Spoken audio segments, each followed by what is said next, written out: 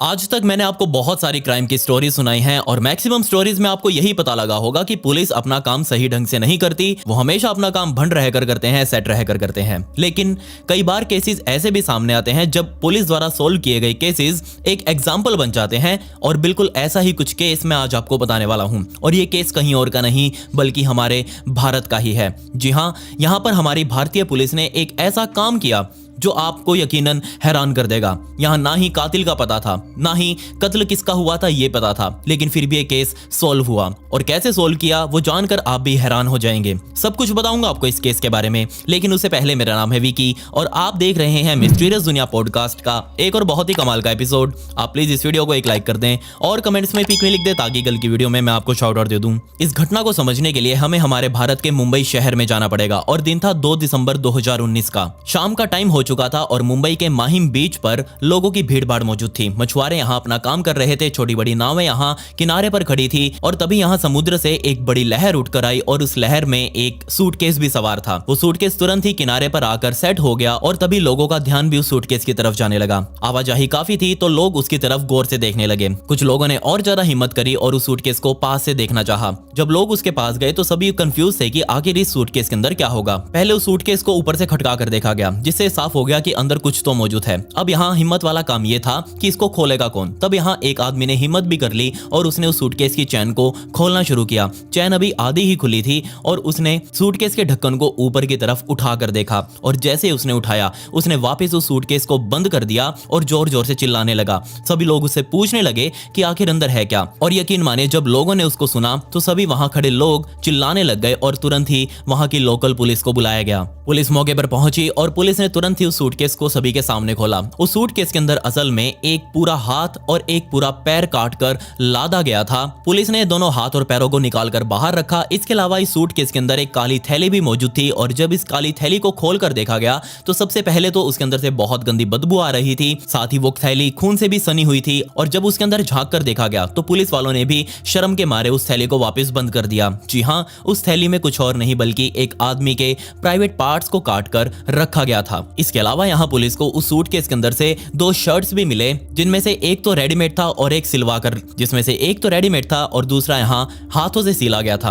अब जैसे ही पुलिस वालों ने इन शर्ट्स को देखा तो शर्ट्स पर भी पूरा खून खून लगा हुआ था। लेकिन यहाँ पुलिस वाले समझ चुके थे कि इन शर्ट्स को यहाँ क्यों रखा गया है। असल में यहाँ वो जो हाथ और पैर थे उससे यहाँ खून रीसे जा रहा था और वो सारा का सारा खून अब इन कपड़ों के ऊपर लग चुका था। जिसने भी ये काम किया था उसने बहुत ही दिमाग लगाकर इन शर्ट्स को कुछ इस तरह से इस बैग के अंदर डाला था कि सारा का सारा खून इन हाथ पैरों से निकलने वाला ये शर्ट अपने अंदर सोख ले और खून की एक बूंद भी इस सूटकेस से बाहर ना जाए। सारा सूटकेस अच्छे से खंगालने के बाद पुलिस ने वापस इस सारे सामान को सूटकेस के अंदर रखा और अपने कब्जे में ले लिया। अब पुलिस ने आसपास और छानबीन शुरू करी।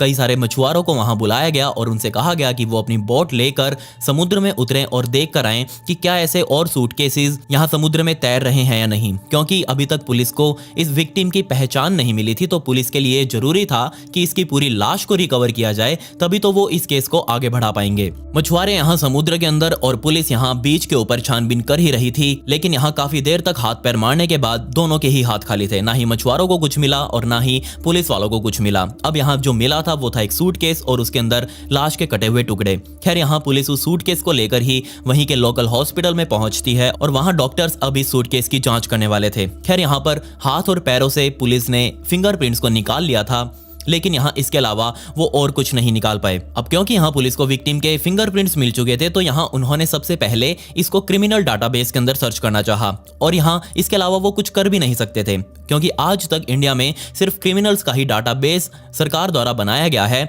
वरना अगर आप बाहर के देशों में अगर देखेंगे जैसे कि अमेरिका, वहां आपको हर एक पर्सन का भी डीएनए और फिंगरप्रिंट का डाटाबेस उनकी सरकार के पास मिल जाएगा, जिससे अगर कुछ भी कांड कभी भी होता है, कभी भी कोई ऐसी लाश मिलती है तो वहां की एजेंसियां तुरंत उस डीएनए डाटाबेस या फिर फिंगरप्रिंट डाटाबेस से उस विक्टिम की पहचान कर लेते हैं, जिससे कोई भी केस बहुत जल्दी आगे बढ़ जाता है। लेकिन यहाँ हमारे पास ऐसा कुछ नहीं है। यहाँ सिर्फ क्रिमिनल्स का ही डाटाबेस पुलिस वालों के पास मौजूद है। तो यहाँ पुलिस वालों ने उस फिंगरप्रिंट को भी क्रिमिनल डाटाबेस में डाला, लेकिन यहाँ वो फिंगरप्रिंट किसी से भी मैच नहीं हुआ। अब पुलिस वालों के हाथ फिर से खाली थे कि आखिर करें तो क्या करें, इस केस को आगे कैसे बढ़ाएं, विक्टिम की पहचान कैसे करें, कातिल को तो बाद में ढूंढेंगे। पुलिस वालों ने माहिम बीच के आसपास लगे हुए सीसीटीवी कैमरास को खंगाला, लेकिन उसमें से कुछ भी अजीब पुलिस वालों को नहीं मिला, जिसका मतलब साफ अब पुलिस वाले समझ चुके थे कि ये लाश कहीं और डंप की गई थी और ये लहरों के साथ होते हुए माहिम बीच पर आकर लैंड हो चुकी थी। डॉक्टर्स ने यहाँ उन हाथ और पैरों का ही पोस्टमार्टम किया, जिसमें समझ आ चुका था कि इस व्यक्ति की मौत या फिर हत्या तकरीबन 4 या 5 दिन पहले हुई थी। पुलिस को ये लाश मिली थी 2 दिसंबर 2019 को, मतलब ये पूरा कांड 26 या 27 नवंबर के दिन ही बैठाया गया था।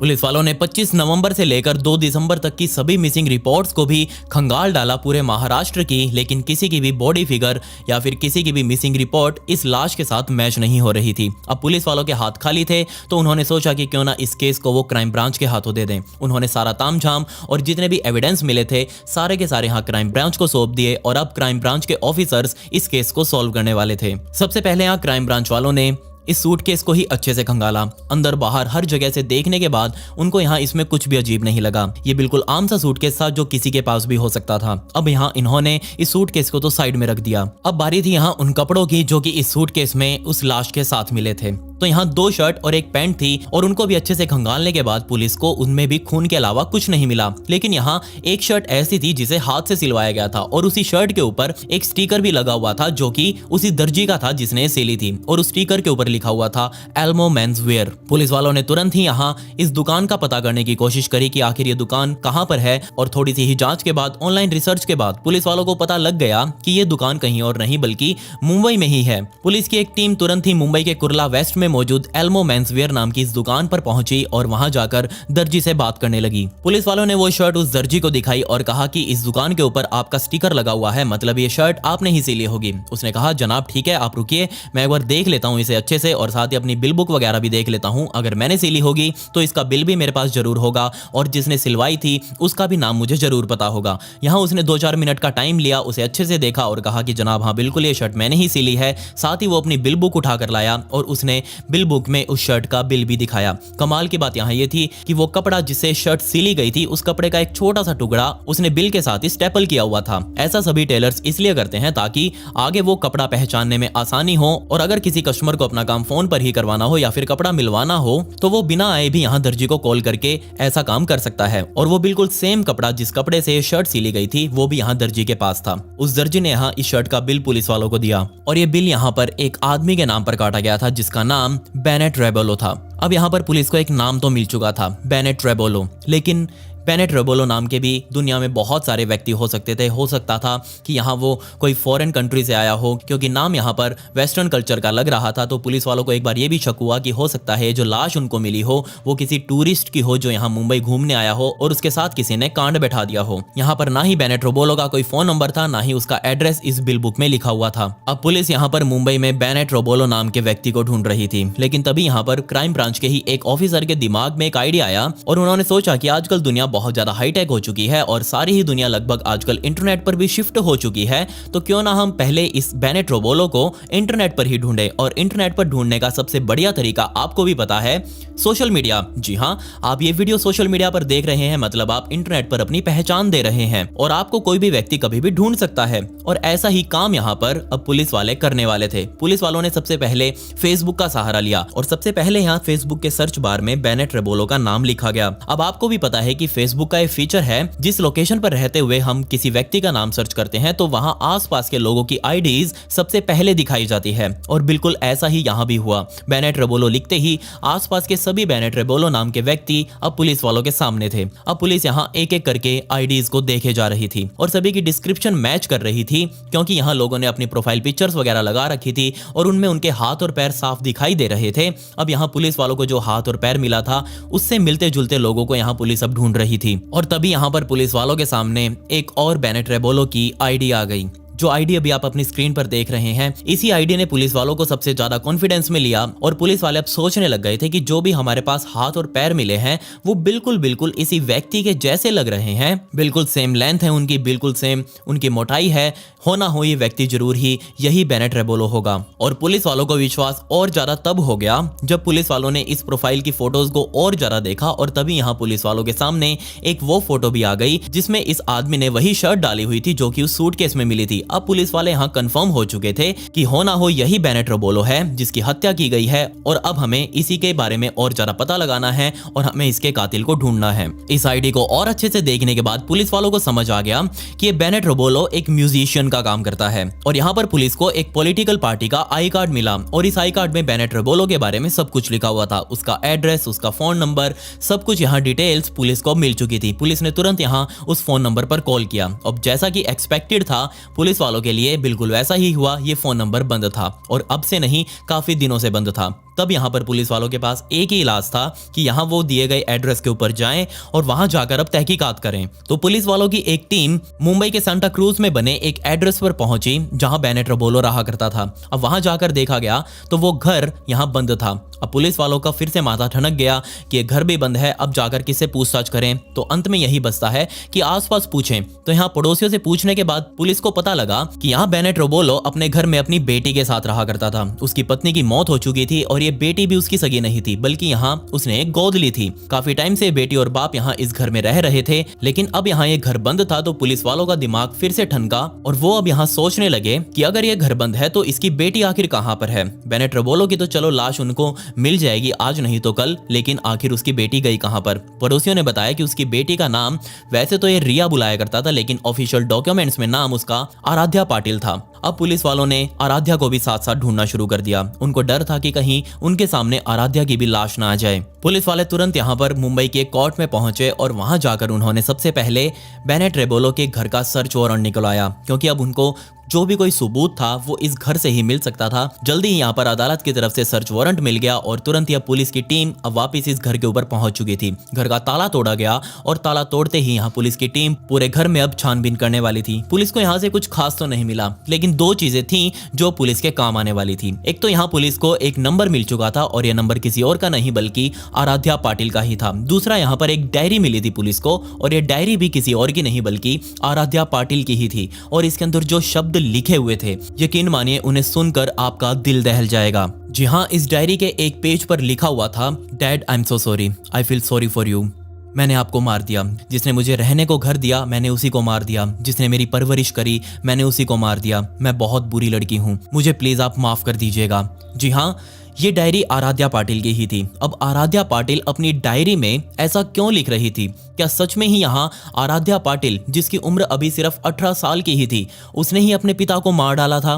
बट कैसे और क्यों? अब इन दोनों ही सवालों का जवाब खुद आराध्या पाटिल ही दे सकती थी। अब यहाँ आराध्या को ढूंढने का तरीका एक ही था, उसका फोन नंबर। पुलिस वालों ने उस नंबर पर कॉल किया और जैसा कि एक्सपेक्टेड था ये नंबर भी यहाँ पुलिस को बंद मिला। लेकिन यहाँ पुलिस वालों ने इस नंबर को सर्विलांस के ऊपर डाल दिया और सभी टीमों को एक्टिव कर दिया कि जब भी ये नंबर हो तो तुरंत इसकी लोकेशन क्राइम ब्रांच को भेजी जाए। और किस्मत से 2-3 दिनों का इंतजार करने के बाद ही ये नंबर ऑन हुआ और इस नंबर की लोकेशन अब कहीं और की नहीं बल्कि मुंबई के घाटकोपर की ही दिखा रहा था। पुलिस वालों ने एक टीम बनाई और तुरंत ही उस लोकेशन पर पहुंचे। ये एक फ्लैट की लोकेशन थी। पुलिस वालों की टीम अब इस फ्लैट के सामने खड़ी थी। दरवाजा खटखटाया गया और ये दरवाजा अब किसी और ने नहीं बल्कि खुद आराध्या पाटिल उर्फ रिया ने ही खोला। अपने सामने खड़ी पुलिस को देखते ही आराध्या बहुत ज्यादा घबरा गई, लेकिन पुलिस वालों ने उसे शांत किया और पूछा कि क्या आप बेनेट रोबोलो की ही बेटी हो? रिया ने कहा हाँ मैं बिल्कुल उन्हीं की बेटी हूँ, बताइए क्या बात है। यहाँ पुलिस वालों ने उसे पूछना शुरू कर दिया कि आपके पिता बेनेट रोबोलो आखिर कहाँ पर हैं। यहाँ रिया ने उन्हें बताया कि वो तो अपने किसी म्यूजिक के कॉन्सर्ट के लिए देश से बाहर गए हैं और काफी दिनों बाद अब वापस आएंगे। अब मैं घर पर अकेली थी, मेरा वहां मन नहीं लग रहा था, इसलिए मैं अपने दोस्त के फ्लैट पर ही आकर यहाँ रहने लगी। लेकिन यहाँ पुलिस वाले समझ चुके थे, वो पागल नहीं थे। उनको साफ दिखाई दे रहा था कि यहाँ आराध्या झूठ बोल रही है। पुलिस वाले अपने साथ वो डायरी भी लेकर आए थे जो आराध्या खुद लिखा करती थी। वो डायरी पुलिस वालों ने आराध्या के सामने रखी और कहा कि आपने इस डायरी के एक पेज पर कुछ बहुत ही दिल दहला देने वाली लाइंस लिखी हुई हैं, आप बस हमें उनका मतलब समझा दीजिए, हम आपको यहीं छोड़कर अभी चले जाएंगे। पुलिस वालों की ये चीज देखते ही आराध्या बहुत ज्यादा घबरा गई और उसने अब सच सच बोलना शुरू कर दिया। और यकीन मानिए जो अब कहानी निकल कर आगे आई वो आज तक की मेरे लिए भी बहुत ही डिस्टर्बिंग कहानी थी। आराध्या ने तुरंत ही रोना शुरू कर दिया और रोते रोते ही यहाँ उसने कबूल कर लिया कि उसने ही अपने पिता की हत्या करी है। ये बात सुनते ही पुलिस वालों ने तुरंत ही आराध्या को गिरफ्तार किया और उसे अपने साथ पुलिस स्टेशन लेकर पहुंचे और अब यहीं पर इससे पूछताछ की जानी थी। रिया ने यहाँ पर बताया कि उसके पिता बेनेट रेबोलो की पहले 2 शादियां हो चुकी थी, लेकिन दोनों ही शादियों से उसे कोई बच्चे नहीं थे और दोनों ही शादियां उसकी लंबी भी नहीं चली। दोनों तलाक उसके यहाँ हो चुके थे और अब इन शादियों से परेशान होकर बेनेट ने एक बच्ची को गोद लेने का फैसला किया और यहाँ उसने अनाथालय से किसी और को नहीं बल्कि रिया उर्फ आराध्या को ही गोद ले लिया। उसका निकनेम यहाँ रिया रखा गया और डॉक्यूमेंट्स में ऑफिशियल नाम आराध्या पाटिल रखा गया। शुरुआत में यहाँ बेनेट रेबोलो ने अपनी बेटी रिया की बहुत अच्छे से परवरिश करी। उम्र उसकी छोटी थी, यहाँ उसको जो भी चीज चाहिए होती थी बेनेट रेबोलो उसको ला कर देता, उसको पढ़ाई लिखाई करवाई, उसका खाना पीना पूरा अच्छे से देखा। मतलब यहाँ सब कुछ ठीक ठाक चल ही रहा था। लेकिन तब टाइम आया अगस्त 2019 का, मतलब कि इस कत्ल को अंजाम देने से तकरीबन 4 महीने पहले का, जब यहाँ रिया उर्फ आराध्या अकेले ही सिद्धि विनायक मंदिर गई और सिद्धि विनायक मंदिर में पूजा पाठ करने के बाद उसे यहाँ इस मंदिर के बाहर ही एक लड़का मिला और उस लड़के की उम्र उस टाइम पर 16 साल की थी, जबकि यहाँ आराध्या की उम्र उस टाइम पर 18 साल की थी। लेकिन दोनों के बीच में उस टाइम पर थोड़ी हंसी मजाक हुई, बातचीत हुई और दोनों ने ही अपना नंबर उसी टाइम पर एक्सचेंज भी कर लिया था। अब नंबर एक्सचेंज हुआ है, 16 और 18 साल की उम्र है, आपको भी पता है कि यहाँ क्या क्या बातें होंगी। जी हाँ, रातों को यहाँ पर वो दोनों एक दूसरे से बातें करने लगे, एक दूसरे के साथ सब कुछ शेयर करने लगे। आराध्या यहाँ अपने बारे में सब कुछ बताने लगी उस लड़के को। देखते ही देखते हाँ इन बातों ही बातों में आराध्या और वो लड़का एक दूसरे के प्यार में पड़ चुके थे। दोनों एक दूसरे के साथ अब अपना घर बसाना चाह रहे थे। अपने सारे सीक्रेट शेयर करते हुए रिया ने उस लड़के को यह भी बता दिया कि यहाँ उसके जो पिता है वो सगे नहीं है, बल्कि यहाँ उसको गोद ले रखा है बेनेट रेबोलो ने। वो बेनेट रेबोलो के बारे में सब कुछ अच्छा बताया जा रही थी कि कैसे वो उसकी परवरिश करते आ रहे हैं, कैसे उसका खर्चा उठाते हैं, कैसे उसे पढ़ाते लिखाते हैं।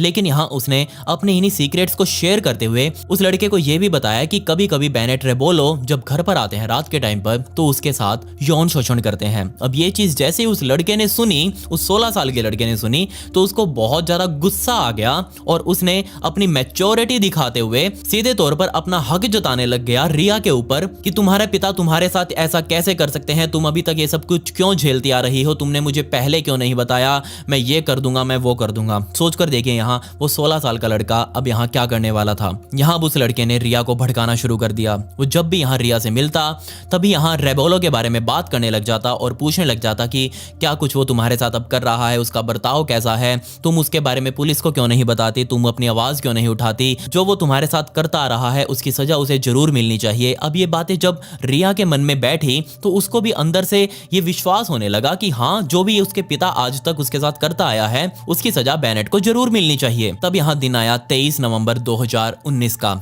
जब इन दोनों ही लड़का और लड़की ने मिलकर आपस में डिसाइड कर लिया कि वो जल्द से जल्द इस बेनेट रेबोलो को ही इस दुनिया से खत्म कर देंगे। और फाइनली दिन आया 26 नवंबर 2019 का, जब यहाँ वो लड़का दोपहर के टाइम पर अपने घर से बाहर निकला, सीधा यहाँ रिया के घर पर पहुंचा और उसके घर में ही छुपकर कहीं बैठ गया। अब जैसे ही शाम हुई बेनेट रेबोलो अपने घर पर आए और घर पर आते ही उनकी बेटी आराध्या पाटिल ने उनके साथ झगड़ना शुरू कर दिया। सीधे तौर पर यहाँ वो बेनेट को बोल रही थी कि तुम मेरे साथ आज तक क्या करते आए हो, मैं तुम्हारी बेटी हूँ, तुम्हें मेरे साथ ये सब कुछ नहीं करना चाहिए।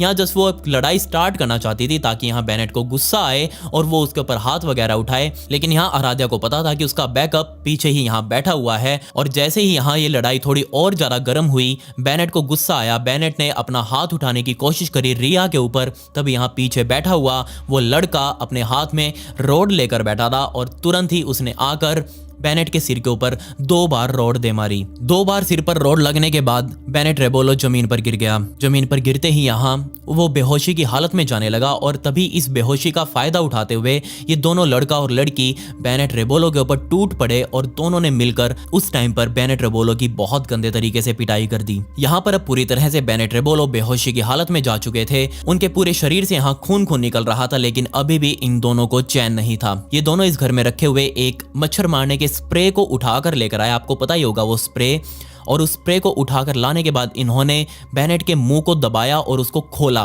और जैसे ही खुला उसका मुंह, इन्होंने तुरंत ही उस स्प्रे बोतल का बटन दबाया और बहुत तेजी से वो पूरी की पूरी बोतल जहरीले स्प्रे की बेनेट रेबोलो के मुंह में खाली कर दी। लेकिन अभी भी यहाँ बेनेट रेबोलो की सांसें चल रही थी। तब भी यहाँ इन दोनों को चैन नहीं था। ये दोनों उठे और अपने किचन में गए और वहां से सभी चाकुओं को उठा कर ले आए और चाकू ही चाकू अब यहाँ उन्होंने बेनेट रेबोलो की छाती और पेट में मारने शुरू कर दिए। अब तक यहाँ खून सारा बेनेट रेबोलो का निकल चुका था, बेनेट रेबोलो अपना दम तोड़ चुका था। जब इनको समझ आ गया कि बेनेट रेबोलो जा चुका है, तब वो बेनेट रेबोलो की लाश को बाथरूम में घसीटते हुए लेकर गए और उस लाश को वहीं खाली होने के लिए छोड़ दिया। जी हाँ, ये दोनों बच्चे कितने समझदार थे इसका अंदाजा आप यहीं से लगा लीजिए कि वो लाश को डंप करने का प्लान बना रहे थे कि उन्होंने सोचा कि अगर यहाँ से उसका सारा खून निकल जाएगा तो इस लाश को ठिकाना लगाना बहुत आसान हो जाएगा। और बिल्कुल हुआ भी ऐसा ही। बेनेट रेबोलो की लाश को उस बाथरूम में बंद करने के बाद ये दोनों अपने कपड़े साफ करके, घर को अच्छे से साफ करके घर से बाहर निकले, घर को बाहर से लॉक किया और बाहर बाजार से जाकर बड़े बड़े चाकू और कुछ थैलियां खरीद कर लेकर आए। साथ ही इन्होंने एक दो सूटकेसेस भी खरीदे और ये सारा तामझाम लेकर ये अपने वापस घर पहुंचे। घर पहुंच से ये वापस बाथरूम में गए और जाकर अब बेनेट रेबोलो की लाश को चाकुओं से काटना शुरू किया। ये दोनों बच्चे ही थे, इतना दम ये नहीं लगा पा रहे थे, तो सोचकर देखिए इन्होंने लाश काटने के लिए हथौड़े तक का सहारा लिया। ये पहले चाकू को शरीर के हिस्से के ऊपर रखते और बाद में उस चाकू के ऊपर हथौड़ा मारते ताकि वो लाश अपने आप कटती जाए। इन्होंने हड्डियों को तोड़ तोड़ कर उस लाश को काटा और लाश के टुकड़े अलग अलग काटने के बाद उन्हें अलग अलग थैलियों में डालकर अलग अलग सूटकेसेस में बंद कर दिया। लेकिन यहाँ ये हाथ और एक पैर अलग था जिसके अंदर से अभी भी खून निकले ही जा रहा था। इससे परेशान होकर इन्होंने सोचा कि आज रात को ये सारी लाश के टुकड़े ठिकाने लगाने हैं, वरना सुबह तक तो बदबू होने लग जाएगी और ये इस तरह से टपकते हुए हाथ और पैरों को तो सूटकेस में बंद नहीं कर सकते। तो यहाँ रिया अपने पिता के ही बेडरूम में गई और वहां से बेनेट की अलमारी से ही 2 शर्ट और एक पैंट निकाली और पहले उन 2 शर्ट और पैंट को सूटकेस के अंदर रखा और बाद में एक थैली के अंदर वो हाथ और पैर डालकर उस सूटकेस के अंदर बंद कर दिए ताकि अगर जो भी खून इस हाथ और पैर से निकलेगा वो सारा शर्ट पर ही जाकर लग जाए और ये अपने आप ही कहीं डंप हो जाए। जिसके बाद इन्होंने 3-4 सूटकेस तैयार किए और रात के टाइम पर ये वहीं वेस्ट कुर्ला के बराबर से बहने वाली नदी के पास गए और वहां जाकर एक एक सूटकेस को डंप कर दिया। अब यहाँ 3-4 सूटकेसेस को डंप किया गया था, 3-4 जाकर समुद्र में बह भी गए, लेकिन यही एक सूटकेस वहां समुद्री लहरों में फंस गया और 2 दिसंबर 2019 के दिन शाम होते होते सूटकेस लहरों में बहता हुआ उस माहिम बीच के किनारे पर आ पहुंचा और जैसे ही ये सबको मिला वहां खड़े लोगों के होश उड़ गए। किसी ने सोचा ही नहीं था कि ऐसा भी कुछ हो सकता है। जब ये कहानी पुलिस वालों ने सुनी तो उनके रोंगटे खड़े हो गए कि एक 18 साल की लड़की और एक 16 साल का लड़का ऐसा कांड बिठा सकते हैं जिससे पूरा देश दहल उठेगा, और वो भी इतनी सटीकता से, इतनी समझदारी के साथ। कोई भी इस पर विश्वास नहीं कर रहा था। खैर, यहाँ बयान होते ही आराध्या को गिरफ्तार किया गया और साथ ही यहाँ उसके ही बयानों के हिसाब से उस लड़के को भी पुलिस द्वारा छपा गया। लेकिन अब वो लड़का क्योंकि नाबालिग था, उसकी पहचान छुपाकर उसे 3 साल के लिए नाबालिग सुधार गृह में भेज दिया गया।